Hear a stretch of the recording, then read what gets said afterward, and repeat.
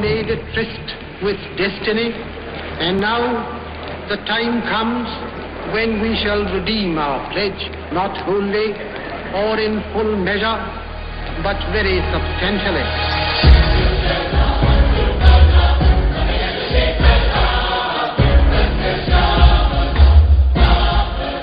In the years following independence, the country was consumed by the excitement of economic development, fueled by the vision, drive, and contagious idealism of Pandit Nehru.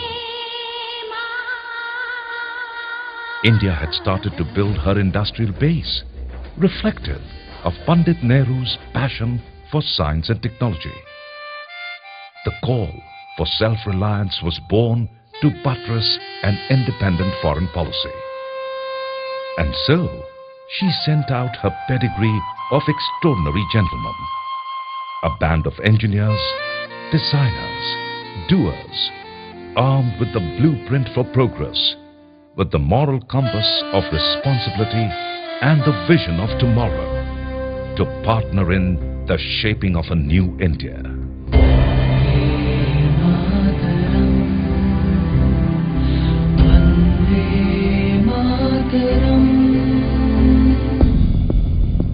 The birth of Engineers India Limited was set in motion when a team of exemplary engineers were put together for the creation of Central Design Organization (CDO) in Baroda as part of the Gujarat Refinery project. During the early 60s, when they were looking towards the development of hydrocarbon sector in the country, they thought that there is an extreme need of creating an organization which should have a skill set and the knowledge pool for the development of hydrocarbon sector in design, engineering and project management services. And that time the immediate need was to work it into the downstream industries, that is the refinery sector. That's how the thought process of starting with Engineers India Limited started. Engineers India Limited had its humble beginnings in a small house, rented out to be its first office in the Golf Links area of New Delhi. In 1965, EIL was incorporated as a joint venture between the Government of India and Bechtel International Corporation, with a paid-up capital of 25 lakhs. In 1967, EIL became a wholly owned Government of India company and began work in the refinery segment with the Madras Refinery Project, now CPCL. 4 years later, the company expanded into petrochemicals with the first petrochemical complex of IPCL, now Reliance Industries Limited, at Vadodara. At the time, EIL was a magnet for the best engineering talent in the country, and its profile included several of the President's gold medals. However, with almost no on-ground infrastructural facilities, the brave hearts of EIL left their families behind on arduous assignments. Each one of us were like an individual resource person, and then trying to build up a full-fledged team. And we were distributed all over the place. We have to commute through buses and then go to places wherever the project is. Undeterred by the physically hard locations and mentally demanding circumstances, they set off to use their indigenous expertise and skills in the petroleum sector. As EIL went on expanding, contractors also came up. EIL created a specific vendor development cell so that all activities that were required to be carried out for creating these refineries and petrochemical plants got established in the country. The 70s was a period of rapid growth for EIL. It was the decade when EIL entered into onshore and offshore oil and gas processing and pipeline segments. The company was fast establishing its name as a premier consultant, thanks to the prestigious assignments such as the Haldia Refinery of IOCL, the Bombay High Project of ONGC, and a 212-kilometer crude oil pipeline for Oil India Limited. In this decade of rapid growth, the company also branched into allied sectors such as fertilizer and metallurgy, and ventured overseas with the execution of major projects in Algeria and Sri Lanka. From subsea pipelines to the space sector, from indigenous metals to overseas fertilizers, EIL was now a formidable force with ever-growing potential. With every blueprint of growth, EIL was a part of it. And I must mention our first chairman, whose role in it was vital, absolutely vital. He could make the government see the point of view that energy is a must requirement for development of India. It has to come as quickly as possible onto Indian shoulders. Homegrown hardware and process scale-up capabilities were the need of the hour. To this end, EIL established a sophisticated R&D center for pursuing technology development, both in-house and in collaboration with other research organizations.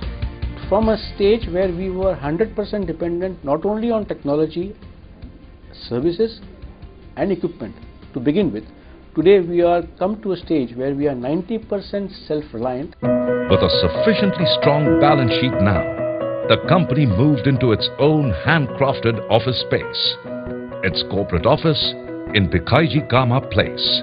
There was another major transition which took place. You see, the scale of the projects, it started becoming bigger. EIL is one such company, right from concept till commissioning, all the services were rendered inside. Because of these captive services, there were a lot of inherent strengths which we already had. These only got strengthened. So I thought 90s was an era of consolidation of all that we had done. And it set us, projected us to a place from where we could take up this particular baton into something big. By the 90s, EIL had come of age. EIL was listed in the NSE and BSE and was conferred with the Mini Ratna status. During the 90s, EIL executed prestigious jobs such as the Mangalore Refinery Project, additional gas handling facilities, gas sweetening, and LPG recovery at Uran and Kaveri Basin for ONGC, and the first LPG pipeline for GAIL. In the engineering, let's say 8 to 9% in the engineering fees. Had we not made the contribution that EIL made, imagine 9% of lakhs and lakhs and lakhs of crores of rupees which went in would have gone outside as the consultancy fees, which would perhaps today would be another 1 lakh crore. The turn of the century saw EIL adapting to a rapidly changing business scenario by commencing works in the infrastructure segment, expanding into strategic storages for the Government of India. During this period, the company executed major projects for MRPL, BPCL, IOCL, BORL, HPCL and HMEL across the hydrocarbons value chain. EIL has leveraged its engineering consultancy, EPC capabilities and successful track record to diversify into high potential sectors of infrastructure, water and waste management and power. EIL is now a key global player in its business segment with presence across the Middle East, Africa and Southeast Asia. Customer's delight is the basic key function, and giving project in expected time, desired quality and prescribed cost.